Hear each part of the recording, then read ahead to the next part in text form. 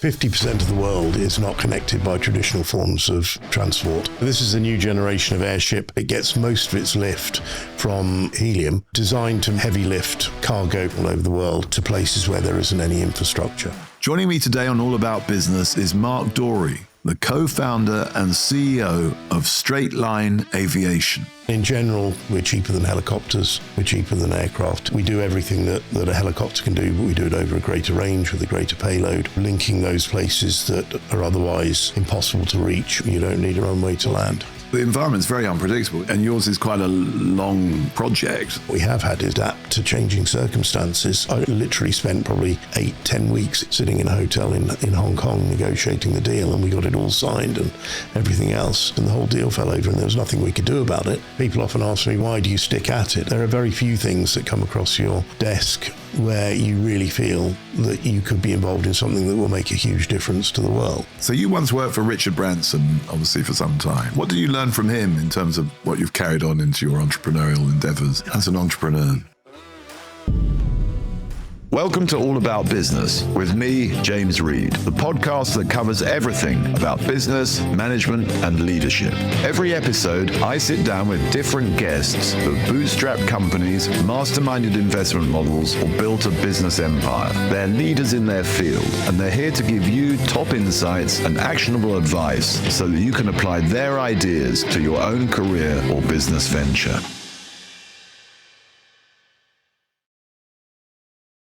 Well, today on All About Business, I'm really delighted to welcome Mark Dorey, who's travelled all the way from Bridgnorth in Shropshire, and he's the CEO and co-founder of a company called Straightline Aviation, as the crow flies, I always think. And it's a hybrid, it's a totally new way of delivering people and goods and services to remote parts of the world. So I'm going to ask you, Mark, just explain a little bit about what Straightline Aviation is and will be, and why you're doing this, because you're a serial entrepreneur and you've got a great new venture here, and I want to hear all about it. Fantastic. No, thank you very much, and thank you for inviting me down today, James. It's a pleasure being here. Straightline Aviation has been established as an operator of a new generation of airships, and I don't know if you can catch that. For those on video, Mark is holding a small airship. Yeah, small airship model.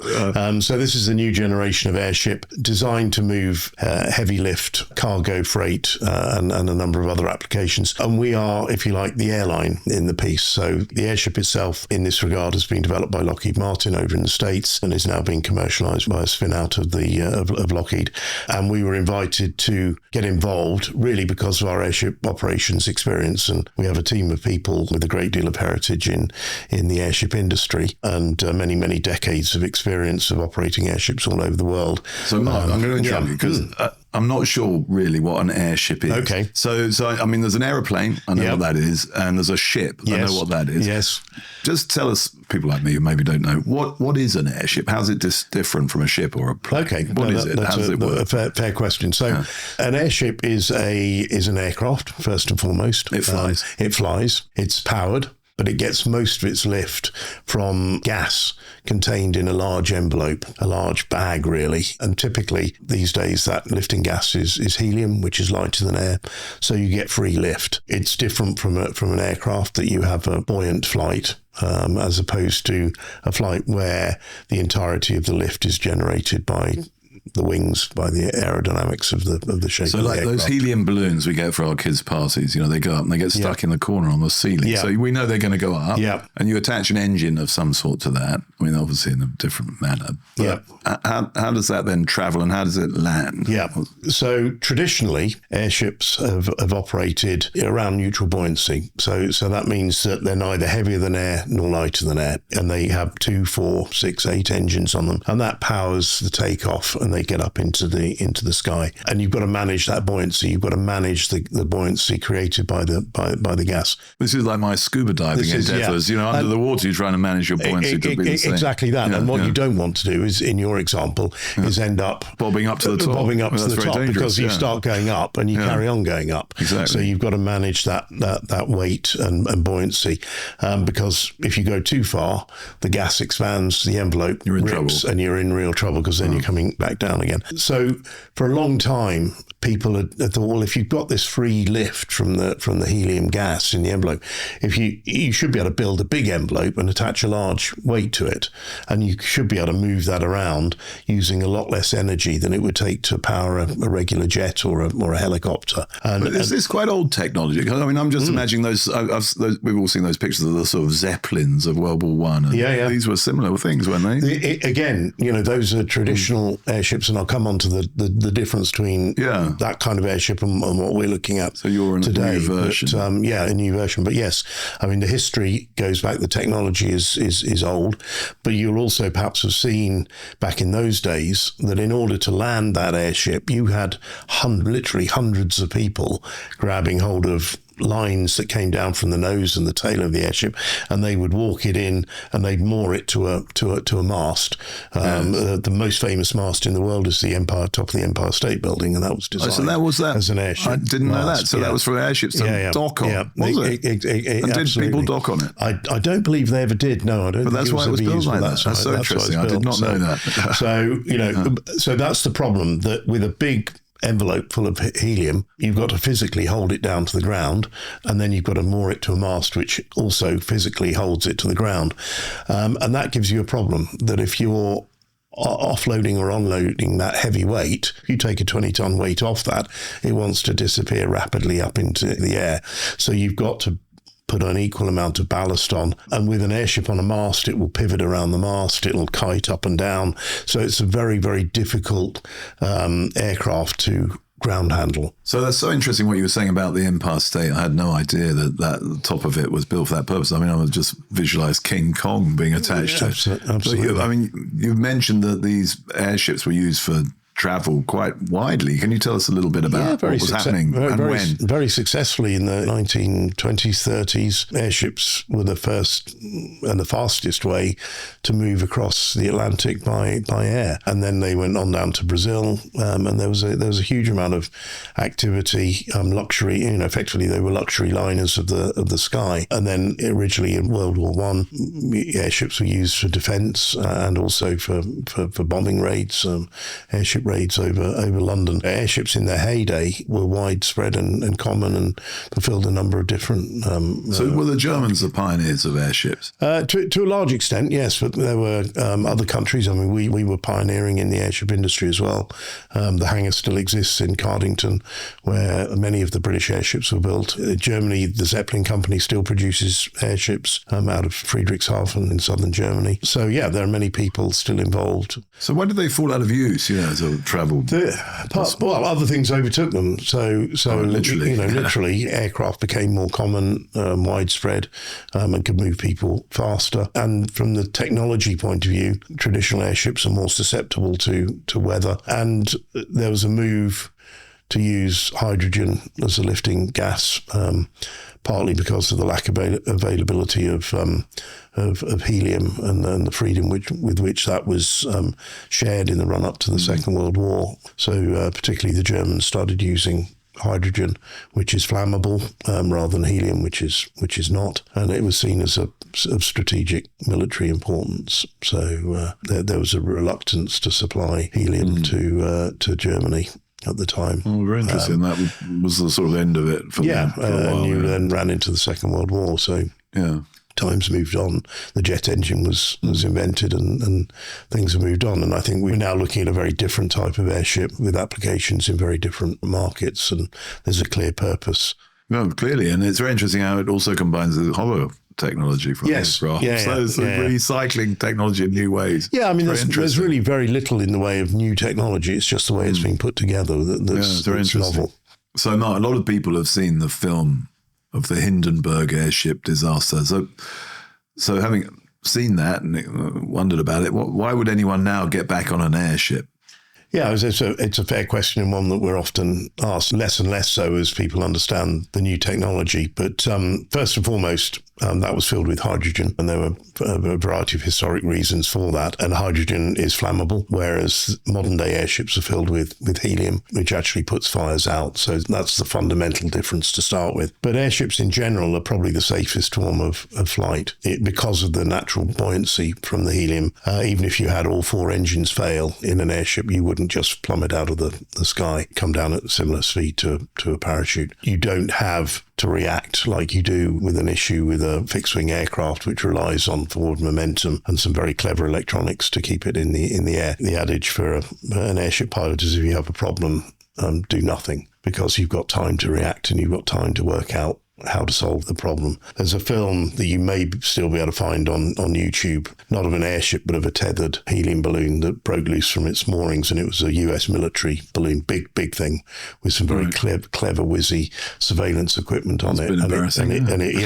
It started floating towards Iran from where it had been moored, and so they were very anxious to bring it down. And the film shows a helicopter gunship taking off and firing multiple rounds, big rounds, into this tethered balloon to try and bring it down as it's floating. And it takes a lot of ammunition to bring it to ground, a huge amount. And that's, really more than anything else illustrates why airships are particularly safe. So an unexpected ad supplied by the Americans for the safety of airships, which we'll take. But thank you for sharing that. That's very interesting. I'll have a look for that. The new airship design is what we call a hybrid airship. That's what you're doing now. And that's what we're doing now. That's the Lockheed design, and there is a company in the UK that's also working on a similar design. The big difference between a traditional cigar-shaped airship and the new wider-bodied airship is that the wider body is there to deliver that aerodynamic lift, so it's shaped like a wing. Right. So it gets about 60 to 80% of its lift from the helium, but the balance of it comes from the aerodynamic effect as you drive that airship through the air, and also with vector thrust from the engines. And that means it can operate significantly heavier than air. So when it comes into land, it sits naturally on the ground. You don't need a large crew.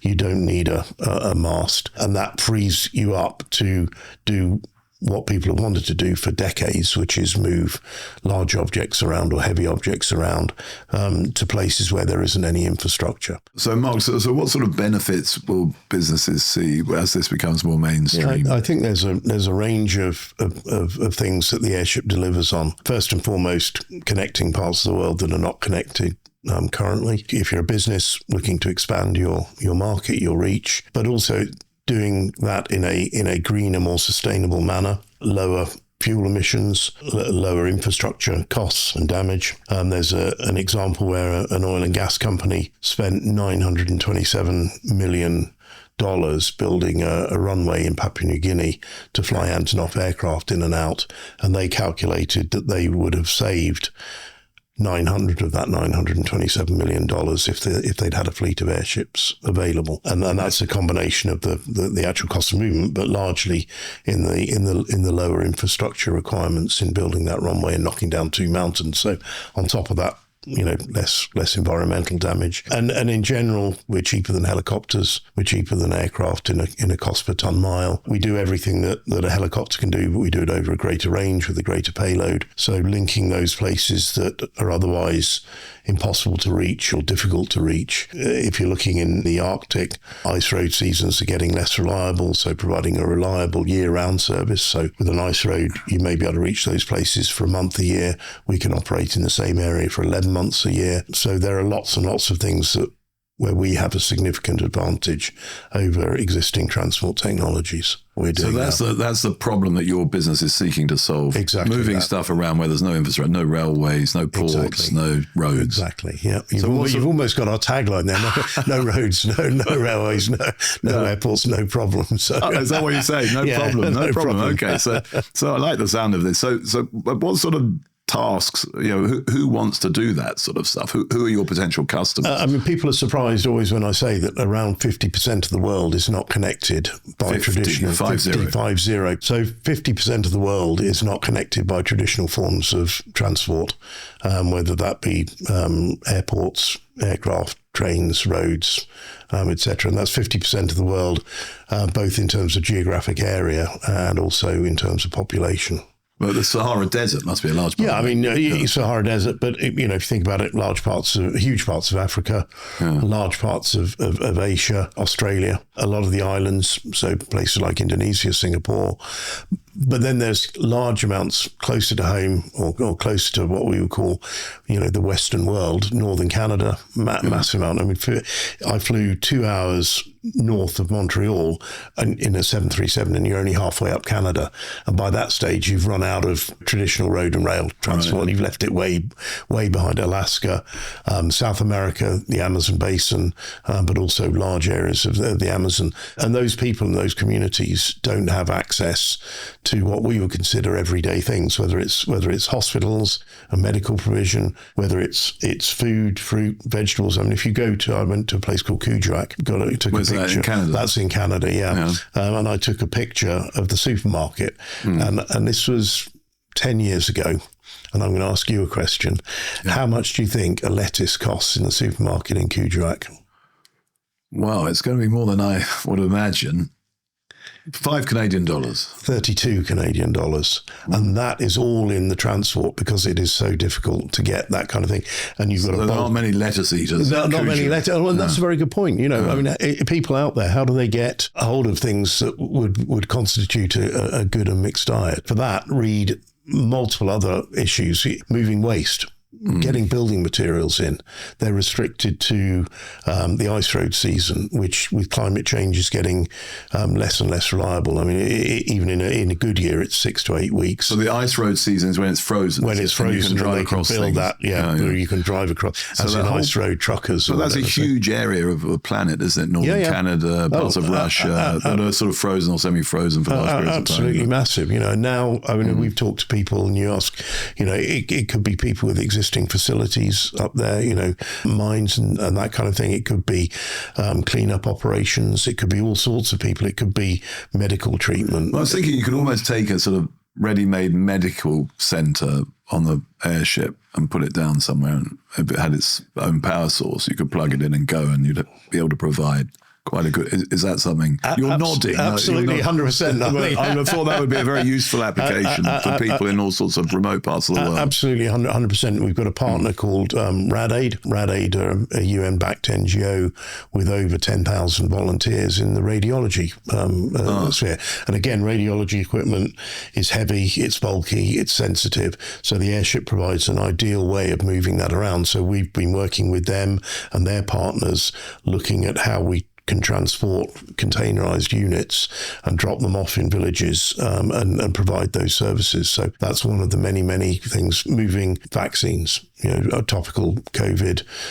How do you move vaccines? How do you provide people with basic medical cover that don't have access to hospitals? Cancer treatment. So what I'm thinking though is these are distances that are too far for helicopters. Yeah. Or places that are too difficult to access in that way. So, and you can carry a lot more than a helicopter. Absolutely. And you don't need a runway to land. You don't need a runway to land. What do you need to land? A field? Just piece of flat ground? I mean, we can do vertical takeoff and landing with a slightly reduced payload. An unprepared piece of ground, we can land on water, snow, ice, anything with an obstacle up to about a metre in height. Because underneath, and this is the key part of the Lockheed design, which makes it different, you've got 3 hovercraft landing pads. So literally hovercraft designed and built in the Isle of Wight. So it really is a cross between an aircraft and a ship. And a ship. Or a seafaring ship. So these air cushion landing systems allow the aircraft to manoeuvre on the ground. It can pivot on its own axis. Right. It's hugely powerful. But on top of that... But these aren't ready yet. We can't go on. Not quite ready yet. There's a certification program with the FAA in the States. So that's underway. So in the States they're doing that. Yeah. But the key is that you put the what we call ACLS, air cushion landing system, into reverse thrust, and that sucks the airship down to the ground and provides further stability. Right. So you've got a really stable aircraft. And so all of the problems typically associated with the traditional airship that I mentioned earlier have now been removed by a clever piece of engineering designed by the team at Lockheed. That's so interesting. I'd like to go back, Mark, a little bit. I mean, because you've been involved in aviation a long time. I mean, tell us a bit about your early career and how you got into this in the first place, because that's interesting. Yeah, no, well, it depends a little bit how far you want to go back. But go back to the beginning of your aviation experiences. I graduated just down the road at the LSE and trained at Coopers and Lybrand just down the road in that direction. And really, I saw accountancy as a means to an end. I mean, it's a great business qualification. It gives you a great foundation and understanding, some technical tools and knowledge. Yeah, young people listening, I would endorse that. Yeah. Accountancy is a good way of learning about business. One of my sons has just done it. Brilliant. Fantastic. No, but I never saw myself staying in the accountancy field. It was a springboard to get into business and accelerate progression in that regard.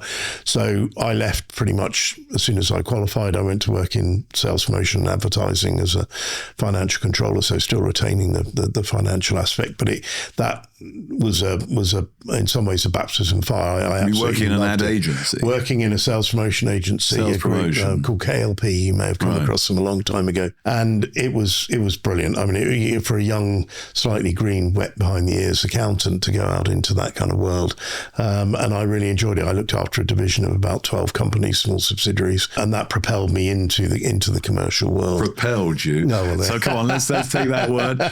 Propelled you. So sales promotion. Then what, you started sticking things on balloons? What happened? How did you end up doing sales? I did a stint at Pepsi, which gave me some international experience, and then I joined Virgin, and obviously Virgin, famous for ballooning. So he ballooned across the Atlantic, didn't he? He ballooned across the Atlantic and the Pacific as well. And that was project managed by my business partner, Mike Kendrick. And then he was attempting to fly around the world in a balloon. I think you remember what happened on that one. Didn't quite make it and was beaten to the punch in the end by somebody else. Oh, someone else went around the world. Yeah. So joined Virgin Airship and Balloon Company. So that must have been really exciting. You had these great sort of missions to sort of deliver. It was fantastic, but also just growing the commercial business. So what was the commercial model? Principally advertising. So sticking things on balloons? Exactly that. So we had a fleet of hot air balloons, many of which were special shapes, so they could be designed to. We had Sonic the Hedgehog, if you remember the old computer game. I'm just thinking of ones like Goodyear was always up there. Goodyear was an airship. They did have some hot air balloons. A lot of Virgin balloons on the M40. A lot of Virgin balloons. Those are passenger carrying balloons rather. But you see them in the summer and a nice evening. Absolutely, and I set up that franchise network back in the day. But and then the airships, so traditional cigar-shaped airships flying for people like Goodyear.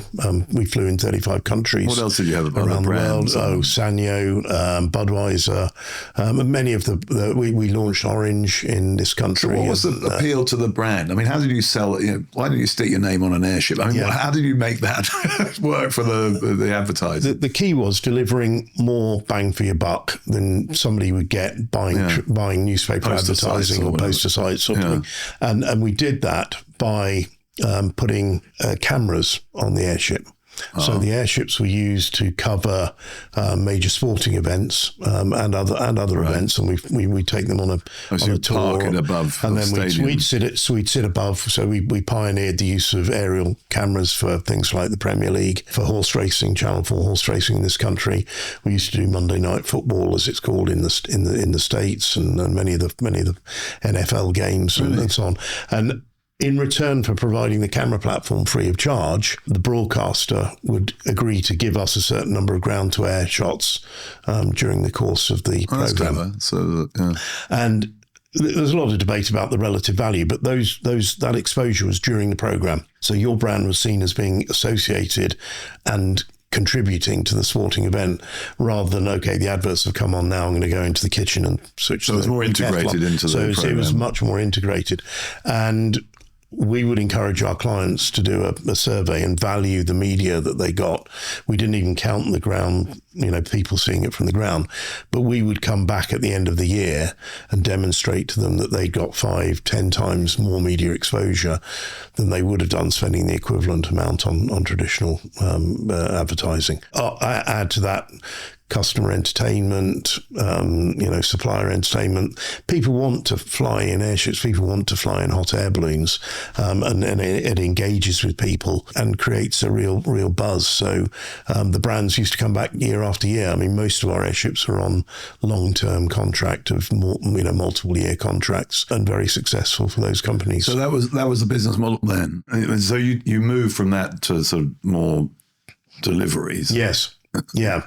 So and that was with your new venture. With the new venture, with Straightline. Yeah. So who's your business partner? Mike Kendrick founded the Virgin Airship Company with Richard Branson, and I've known Mike since I joined him in 1993, and we've worked together for the last 32 years, more on than off. We have had a few breaks in the middle, but more on than off. And he's now what, chairman? And he's now chairman, and I'm CEO. Right. So we've kind of you've worked together a long time. We often joke we've been together longer than most married couples. So well, how's that? Still get on? Absolutely. No, I mean, I think that's we've got very different skills. We come from different backgrounds, and we complement each other and have. Well, that's important in a business, in any partnership, I suppose. Yeah, that's important in a business partnership. A lot of our success that you combine the vision and that entrepreneurial flair with perhaps a more formal business background, and we've been very successful. When did you start Straightline? So we started about 10 years ago now. Right. We were invited by a number of the manufacturers and developers of this new heavy lift technology, if I can call it that in the broadest sense, but airship based heavy lift technology, who recognised two things. One is, most importantly, that the end use customers didn't want to buy and own and operate their own aircraft. I mean, they don't want to buy and own and operate a helicopter, less of all an airship, which they don't understand. So the companies that were developing them said, okay, well, how do we plug that gap? Well, let's go and talk to Mike and Mark and see if they're interested in coming back into the industry. And so that's what we did. And we did a lot of due diligence, and we looked at all the different designs that are out there in the market. And for the time being, we've honed in on the Lockheed design as being most fit for purpose because of the things I mentioned, the air cushion landing system, the design of the wing, et cetera, et cetera. But this is a slow burner. I mean, it's a long time, big investment, I imagine. It is. I mean, people across the industry have spent a lot of money developing these aircraft, but things in aviation do take a long time. It takes a long time to certify aircraft, to design, to develop, particularly when you're looking at something which is relatively new, albeit that it combines known and existing technologies. It still takes time to get that done. You need patient capital, do you? You need patient capital, people who are passionate about the project. And most of the people that we have involved from an investment standpoint have an interest. Many of them are partners, strategic partners in different parts of the world. So Ron Hyde in Alaska with his company PRL would be a good example of that. So people who see and understand the markets and understand the use cases, and people that really want to see us succeed and want to see the technology succeed. In the Middle East, we've got an investor based in Kuwait, Abdurrahman Alisa. He has a vision of moving freight in and out of the region from Africa and in and out of Europe. It's about finding good people and people that are there for the long haul. So these are people who, as well as investors, are potential customers. Potential partners and or customers. More partners because they have, so Ron in Alaska has a logistics business. So he would handle the oil and gas company or the government contract, but we would provide the airship technology to deliver. How long did it take you to sort of get this idea up and running, when you obviously left Virgin and you wanted to do this? Was that a difficult process, or did you have people saying we want this, or how did it come about? From our point of view, I suppose we were more reactive, having been we'd seen the original hybrid design launched in the UK up at Cardington Hangars near Bedfordshire back in the early 2000s, designed by a guy called Roger Monk, and we could see the potential. But as I say, it takes a long time for those ideas to come through and get to a point where they're close enough to delivery. They're close enough to reality for us as an operator to come in and start talking. But since then, we've talked with a lot of customers. We've had conversations with significantly over 100 end use customers in all parts of the world, and so we've qualified the demand for the airship in many different areas, both geographically and in the sense of different markets. So all that work has been going on during the last 8, 9, 10 years as we've moved forward. 500. And we're now ready to launch. We put an order in for the first Airship. Then our next phase is to build out the operations team. We've got key people already in place and lined up, and to move forward with the business development. So if there are people who are listening who are interested, who want to be part of this, where do they find you, Mark? What's your email or not your email, your web address? The easiest one, you can find us all on our website, which is straightlineaviation.com. That will give you the details about the Airship and the technology and who we are and our background. So whether you're a potential customer or business partner, or whether you're somebody who likes the sound of what we're doing and a potential investor, then please by all means get in touch, and love to have a chat. Well, that's great. So how many airships do you imagine you might be running in the future? What's your sort of vision for that? Is there a great fleet? Yeah, great. I mean, it's a great question. I mean, there have been a number of independent market surveys done by renowned and esteemed management consultants. And interestingly, they've all come up with a number around 500 aircraft using completely different assumptions. There's partial overlap, but there's not a complete overlap in how they see the market. If you look at the customer inquiries that we've had, as I say, we've spoken to well over 100 serious people, and many of those have use for multiple airships, acting often as a road bridge, or an air bridge, I should say, connecting point A with point B directly. So we think that's wildly underestimated. I mean, we could probably tot up over 500 potential orders already. And bearing in mind that when it goes into production, you're looking at a production numbers of about a dozen a year in the first instance. You can see that demand wildly exceeds the supply side of things. Certainly does. So, so you'll have the first one, huh? We have the order in for the first one. We've got some ideas about where that's going to go. And before we get to the commercial deployment, you won't be surprised to hear this, we're planning on flying non-stop around the world, which will be the launch and the marketing platform, and also raise a lot of awareness and support charities in doing that. So we're excited about that. It's going to be easier than flying around in a hot air balloon, because you've got a couple of engines to take you where you want to go. But nevertheless, it's quite a challenge. Why is it a challenge technically? What's the...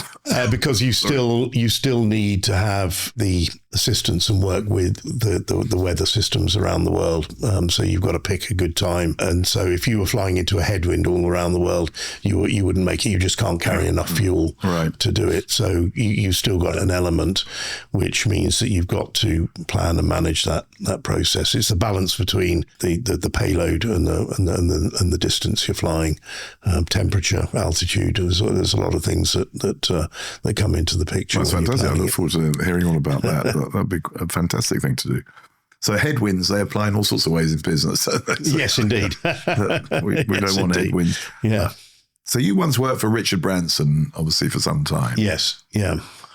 What did you learn from him in terms of what you've carried on into your entrepreneurial endeavours? I think, first and foremost, I think when you meet Richard for the first time, the thing that hits you is his energy and enthusiasm, and I think that's something that is entirely relevant to whatever business you're running. If you've got that passion, you've got that drive, then you're going to succeed. I can be as blunt as that. I'm not saying if you don't have it, you won't succeed, but certainly if you've got that, you've got a much bigger and better chance of succeeding. Clearly, he's known for injecting a lot of fun into the places that he works. And I think that's, important. It's got to be tempered, particularly when you're in aviation. It's a serious business, but, he's done that very successfully. Yeah, there's no doubt that if people are enjoying themselves, they perform better, they stick around longer. And in that sense, it's also easier to find, recruit and retain good people. So finding people that are going to take that vision on, I think is absolutely key to what Richard's done, certainly historically. And then empowering those people to get on and giving them the opportunity to make decisions, to back them when they make those decisions, to support them. That engenders, again, an ownership in what you're doing. So not being afraid to make a decision. You've got to make decisions in life. If you don't make a decision, you're going going to fail. Sure. But a lot of places, in places that I've worked, people who make decisions are setting themselves up for criticism. That you get the finger pointed at you, the blame culture. Okay, well, and then what happens is everybody ducks their head down below the parapet, and nothing happens. Right. It's me. Oh, well, I emailed them, and then they haven't done it. And so, if you can empower people and get them to, and by doing that, they take ownership, then you deliver. I think there's a sort of slight misnomer that people talk about customer service, and they imagine that Virgin's all about customer service, which it is, but it's customer service driven by the fact that the individual people in the organisation, no matter where you are responsible and given the headroom to deliver, and that's why you get good customer service, because you've got good staff. Richard Branson, you're saying, was very good then at delegating decision making to the people in the very front, customer-facing roles. And how did they do that? I mean, how did they stop the finger pointing? Let's get my head down, sort of approach. I think because it's almost become self-policing, that if you get somebody in an organisation that does behave like that, they don't stay around for very long because the other people won't wear it. It's a double-edged sword in that sense. And I think you've got to balance that responsibility with authority. Richard was never a great one for large-scale analysis and reams of business plans and pages of numbers, which, coming from an accountancy background, you think, oh gosh, we must produce and he'd say, look, just put it on 2 pages. And if it doesn't sound good to me when I've read 2 pages, then we'll move on and try something else. Just put it on 2 pages. Just put it on 2 pages, that's a good one. And that's it. Well, I think Churchill insisted on 1 page during the war. But 1 page, 2 pages, but no more than that. It's like a CV, really. You don't want more than that. So you then transitioned sort of from Virgin to start your own business with your business partner. So you went from employee to entrepreneur. I know this is a journey lots of people consider. And what did you learn from that? And what were the pros and cons? What was on your mind when you made that leap? And how's it worked out? It's worked out very well. And we wouldn't be where we are now today if I hadn't made that jump. I think the biggest thing is, and it is quite scary, you suddenly remove the safety net. You're working for an organisation with some size. It's got the financial clout and then in Virgin's case, the brand to back you up and back those decisions. And you've got a team of people around you. You've got people who are specialists in different fields, and you can delegate. And then suddenly you go and you set up your own business, and you've got to do everything. I mean, we were always very hands-on, and I would like to think that I rolled my sleeves up and got stuck in. No IT help desk, for instance, which would worry me. So absolutely. You have to fix it yourself. You've got to do it yourself, and sometimes it can feel like because of that you're making slower progress than you would like, because normally you'd have 10 people who'd all be going, and then a week later you'd have the decision. Now you've got to generate that yourself, or with a much smaller team. So you've got to be adaptable. You've got to work with people who have a similar mindset, but at the same time you've got to be very clear about your focus and what you're trying to achieve. When you said there's no safety net, the word that came to my mind was you have to have some courage. Yes, well, without safety net, you've got to step forward and do so with some courage, and energy and vigor to make things happen. You've got to believe in yourself, and you've got to believe in the team around you. Yeah, but courage isn't a gift. I mean, because there are still you still be acutely aware that things can go wrong. Of course, and you're on the high wire and you don't want to fall off. Exactly, but it does require some guts, I think, to go out and start something. Yeah, I think it does. I think and hats off to anybody who's thinking of trying it. I mean, I would say the rewards are there, but also you shouldn't be afraid of failure. Again, going back to the example with Richard, Richard set up many businesses which didn't succeed. You'd have trouble finding a Virgin Cola these days. Well, Virgin Cola. I remember the condom business and Virgin Fashion and perfume and cosmetics. A lot of things, which is what you've got to do. You've got to do it, and as I say, you've got to pick yourself up, dust yourself off, and go again if it doesn't work. And that's the same with us in the airship business. We haven't had the failures, but what we have had is to adapt to changing circumstances and move forward. And the most disappointing, we raised a lot of money in China to move the business forward and meet what Lockheed were setting as objectives at the time. And then Donald Trump, in his last administration, decided to have a go at the Chinese and put tariffs in place, and the whole deal fell over, and there was nothing we could do about it. And you think, oh God, literally spent probably 8-10 weeks in the last iteration sitting in a hotel in Hong Kong negotiating the deal, and we got it all signed and everything else.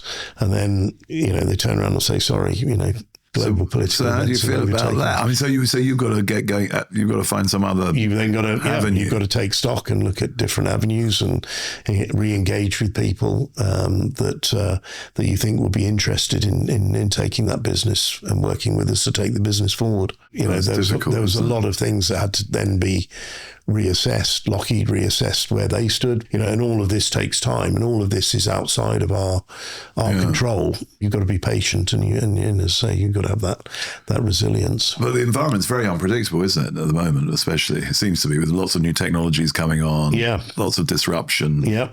And yours is quite a long project, yes, with a big vision. Yeah. Is that, I mean, that's difficult, isn't it, in an environment which is essentially quite chaotic? It is, but I think the fundamentals remain unchanged. There's a huge demand for the Airship out there. There's a great customer base. We know where the markets are. We've got a supportive investor base, and we're engaged with people. We've set up largely set up our network of partners around the world. So so it seems to me that you need to be patient. You're very clear in your objective, and you keep going towards it. Yeah. Exactly that. Yeah. One of our guests said, the bigger the goal, the smaller the problem. When you've got a bit, because well, I think in that's a way it. that feels like this is a case. I think that's absolutely the case. I mean, people often ask me, well, why do you stick at it? And I think the answer is that there are very few things that come across your desk where you really feel that you could be involved in something that will make a huge difference to the world. And I don't want to overstate it, but if you look at the potential to reduce carbon emissions, both in terms of operations and in terms of infrastructure, so not having to build roads and rail links in places like Canada where you've got, beautiful wilderness, and improving the social and economic well-being for the communities and the people in those regions, connecting them to the world. This is something which could be transformative. I mean, we've done a lot of work with the United Nations, and the Airship can help deliver something like 17 of the 19 strategic development goals of the UN, and they identify a lack of transport connectivity as one of the major, or if not the major impediment to growth. So this is a global business, and as you say, it's too great to give up on. Yeah, no, I'm very clear that you're not going to give up on it. From what you've been saying, your obvious enthusiasm and passion for it. What would you say to entrepreneurs who maybe have been working through a vision of this, not the same, but some for years, and have yet to break through? Your first flight is yet to happen. Yeah. But there will be people in all sorts of lines of work who are perhaps on the cusp or think that they've got further to go. Yeah. What words of wisdom would you share with them? I'd steal something from Karen Billamoria, who I heard speak some years ago. And he was in the process of developing Cobra beer. Yeah, I know Karen. He's a good guy. Yeah, he's a friend of mine. Good. But what did he say? And he said, in the path that he took, and bearing in mind how successful it's been, he said there will be 3 or 4 times when you think this is going to fail, whether it's financing, whatever it is. And he said you've just got to push through those moments and believe in what you're doing, and you will get through. You will find a way of getting through it. I think the other thing is to temper that, you do have to be realistic. You've got to know. And you've got to have a real sense that there is a demand for what it is that you're trying to build. And I would caution people, just jumping into things where they don't have the expertise, and perhaps they haven't done their market due diligence, because on the other hand, you can waste a lot of time. If you know there's a demand out there and you know what you're doing is going to be game changing, then you will find a way, and people will be there to support you. Well, so, I mean, it's a sort of eyes open perseverance. Yes. Yeah, That's required by the sound of things. Yeah. I mean, there are a lot of people in the airship industry who have missed completely the operational aspects of their design. So they're heading off in directions where we think they've got their design wrong, but they're passionate about what they're doing, and time will tell. But you've got to understand what it is technically, particularly in aviation, that you're trying to deliver. So airships in general, it sounds like are about to make quite a big comeback. You've got other people developing them, and absolutely, I think this could be a big thing for the next 25 years. There's a huge amount of potential for airships. I mean, not least, we've talked about significantly reducing the carbon footprint with the hybrid airship as it stands. But the hybrid airship is also on the path to true zero emissions aviation.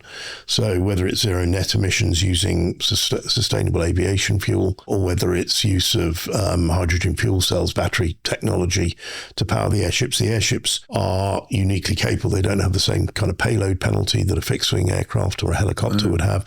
They don't have the same volume issues. So you can see the airship being very much on the path to developing zero emissions. So potentially it's the first true flying vehicle. Exactly. Yeah. That's why a lot of people are interested. It's a reduction in the carbon footprint. It's being able to access places without destroying the environment, to give people that opportunity in a sustainable and manageable way. Oh, I wish you every success with that. So the last sort of theme I want to pick up on, you said you'd worked with Mike. Yes. Your co-founder for many years, longer than many marriages. I just want to explore that because, some people go into business on their own. Some people go into business with family members, siblings, father and son, mother and daughter, whatever. You've gone into business with someone you'd worked with before. Yeah.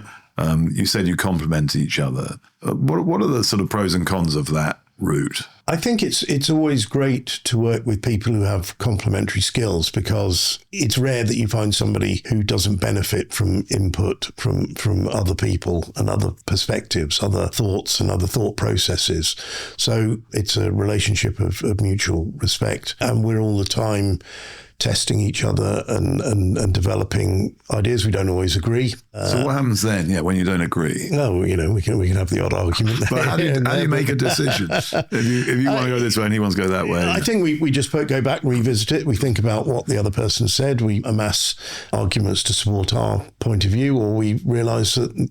But you have to be prepared to change your mind. You have to be prepared to change your mind. Absolutely. So there'll be occasions when you go back and say, Mike, I think you were right on that. Yeah, absolutely. And he'll do the same. And vice versa. I think you're the CEO. I'm the CEO. So he's the exec chair. He's exec chair. So that's you're kind of like, I'm the chairman and CEO. So I argue with myself. Yeah. But I think it's that process. I mean, we've been more on than off. We've worked together for 32 years now, coming up to 32 years. So we know each other. We know each other well. We understand each other. We understand what our relative strengths and weaknesses are. And would you be friends socially or not? We tend not to socialise together. So that's how you found a way of working. Slightly, but I think it would be too much. We're very happy socialising together, and we have done on many famous occasions. But I think if you spend all day, you don't live in the same village. We don't live in the same village. We don't live in the same town. Pub. So you've got to give each other. You need to give each other some space. You do. It would be too much if you were there together for 18 hours a day or whatever. Yeah, no, I think that's what's interesting, because in a business partnership like yours, that is different from a family situation. Yeah. I wouldn't say you're social, but you're kind of with each other a lot. Yes. And you sort of discuss business over lunch or whatever. Yeah. But you have some space, but obviously a very long-standing, successful working partnership. Yeah. Yeah, I know. I've learned a huge amount from Mike over the years, and I like to think he might have learned a few things from me as well. I'm sure he would say he has. I mean, otherwise you wouldn't still be working together, really. I don't think. But I think any valuable relationship is one in which we're learning. Yeah. So you've also developed sort of good partnerships with international businesses, corporations, who've obviously got to know and trust you. So what's your strategy for negotiating and maintaining those partnerships? How do you sort of develop and...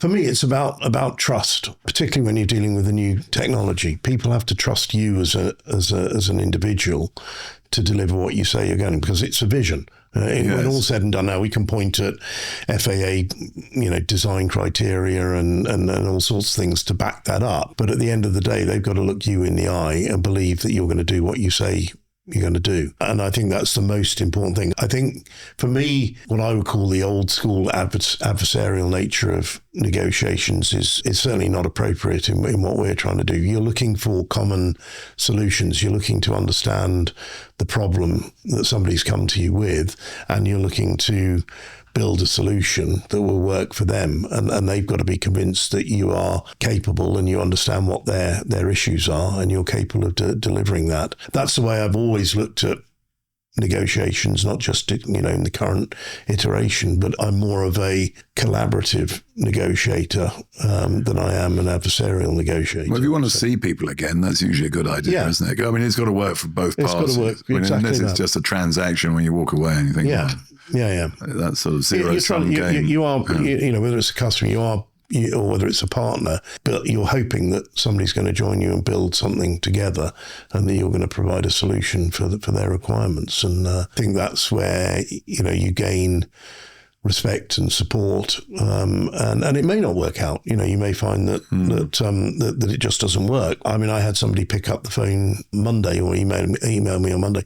I hadn't spoken to them for probably 2.5 years, and they said, "Oh, we've carried on working on the project, and we'd like to sit down and revisit, and we may have a need for 5, 6, 7 airships." If we got into the sort of, "Well, why aren't you signing up now?" and then they probably, they may never have picked up the phone again. So you've got to enter the process not expecting that somebody's going to jump the first time and then in the first conversation. So again, it goes back to that element of patience, because things take time to evolve and things take time. How many conversations would you say, in your experience, when you've done sales? And I think there are stages. First of all, you can tell very quickly whether we're going to be able to offer a solution that's economically viable relatively quickly. Secondly, you can tell if the person's serious or not, and they have the capacity to do their side and what they want to do. I wouldn't like to put a number of conversations. So we've got a mining client, potential client on the mining side. We've been talking to them for 3 years. Right. And we've had regular communications during that time. We've looked at a number of different projects. We are now one of their approved logistics solutions, but they don't have a project where the airship fits at the moment.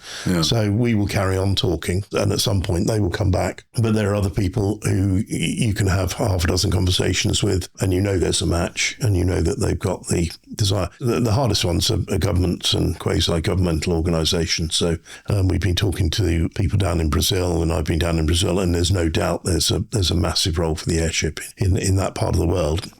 But things take time. It's by their very nature, it involves a lot of people. We're not the end project. So, we've got to talk to people and find the project that fits with what the airship can. You're one of the inputs. Yeah, we are. Yeah. The Swiss Army knife of the air, as I like to call it. I like that. So what was your slogan again? No plane, no problem? Yeah, no roads, no rail, no runway, no problem.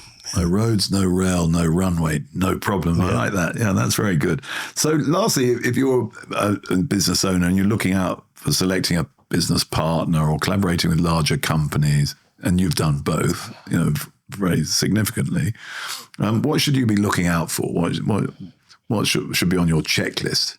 That's a tough one. Again, and I don't want to keep coming back and giving the same answer, but I think particularly with any business partner, you've got to go in with a view to forming a long-term relationship. And if you're doing that, there has to be shared vision. There has to be an idea of shared values. There has to be a trust. And I think that's particularly important if you're a relatively small company and you're dealing with a much larger company. I mean, there have been times I've felt that my unmentionables have been in a vice. You're sitting between one multinational here, and you're sitting, next to another one on the other side, and you're the guy in the middle being squeezed. You've got to take a pragmatic view at the same time and understand that may happen. It's your decision whether you see that through, whether what you're being offered makes sense for you, so you can always walk away. You have to establish, and we've always been, whatever I've done, whether it was back in the Virgin days or otherwise, been interested in working with people who we felt we could work with for a long time. So you're looking for that long-term relationship. Yeah. I like you said shared vision, shared values and trust. Yeah. It's trying to sort of get underneath the bonnet to establish those. Have we got a shared vision here, I suppose, or do I trust these people? I mean, have you got any tips on how to do that? You've got to look first and foremost at the person you're dealing with. Do you trust that individual firstly. Yeah, and is that something that's gut feel, or what is it? I think it is very often gut feel. I mean, you can do a lot of research nowadays on the internet. You can see what people's track records are. You can see what organisations' track records are. It doesn't take a lot. You're looking me right in the eye when you say that. I'm wondering if that's what you do. You probably do a lot of it yourself. Yeah, I do. I'm always trying to assess that. It's probably the biggest question in business. Yeah. Do I trust this person? Do I trust this relationship? Exactly. And if you're taking a job, you've got to look at the company you're joining and think, is this somewhere I'm going to be happy in the long run, and is it somewhere I'm going to be working with people who I can trust and believe in? And it's the same with partnerships. One of our greatest partnerships is with Ron Hyde up in Alaska, and there's a shared vision, there's a mutual respect. We're not world experts in everything, so we have to rely on local partners. Sure. If we're going to operate in Alaska, we need people who have operated in Alaska to work with. We're not arrogant enough to turn up in the middle of the Amazon and say we know all the answers. We need people who know that part of the world, because it's that information that's going to combine with our experience and knowledge and turn into a successful and safe business. Well, Alaska, Amazon, Kuwait, I mean, they're going to be very, very different, aren't they? Absolutely, they're going to have very different needs and requirements. Yeah. So having important partners in. But I like your emphasis on shared vision, shared values and trust. And I like the point you made as well about that's the same when you're getting a job. Yeah. As a person applying to a business, you should, as an individual, establish those things. Is this a trustworthy organisation? I had a personal crossroads when I had an offer from Virgin. I had an offer from News International. Did you? And one was to stay in London, one was to go to Shropshire, which is what took me up there in the first place, and moved up from London. And that's what it came down to. So you were weighing up those two companies and saying, where do I feel at home, and where do I really believe? Where do I believe that I'm going to work with Branson people? in one hand and Murdoch in the other. and which one are you going to choose? And which one do you feel you can contribute? And you chose Branson. And I chose Branson. That was a better fit for you. But lots of people choose Rupert Murdoch and have done quite well. Absolutely. No disrespect to him. No, quite. But it's kind of a personal decision. Yeah. That's it. Different people fit better in different places. Different footballers play better in different teams. Absolutely. I observe that a lot. Absolutely. But, there's some places better for some than others. That's fantastic. Can you repeat your slogan for me? No road. I'm going to say something different this time. No, I can remember. No roads, no rail. No runway. No runways, no problem. So I like that. Well, thank you so much, Mark, for coming in to talk to me about this wonderful vision and venture that you have in development. It's been an absolute pleasure. I look forward to seeing your airships far and wide. Maybe I'll get to ride them. You certainly will. I'd like that very much. And I always ask two questions at the end, which I ask everybody. The first is, there's a clue, what is it that gets you up on a Monday morning? That's my first question. Do you want to have a go at that? I think in some ways I've really answered that. And that is, you get up in the morning, and I get up in the morning because I feel what we're doing as a company and as a team is important, and potentially has the ability to transform the way we move things around the world and transform the lives of people that are less fortunate and less well off than we are. I'll give an example to that, and it's actually an example that Mike uses quite often because he's himself suffered from cancer.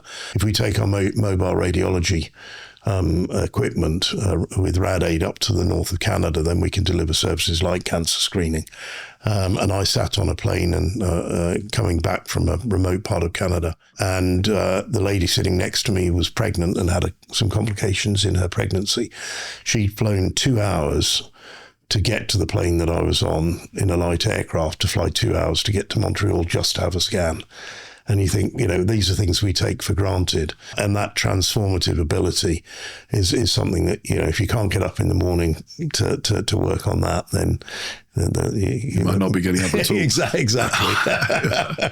All right, well, that's good to hear. And then my last question. 5 years' time, I want to ask you, where do you see yourself in 5 years' time? We'll have a fleet of airships. A fleet of airships. Yeah, we'll have a fleet of airships, and we'll be operating those airships and delivering what we've set out to deliver, wherever that is in the world. Fantastic. Well, I wish you every success with that. Thank you. I look forward to seeing really the fleet in flight.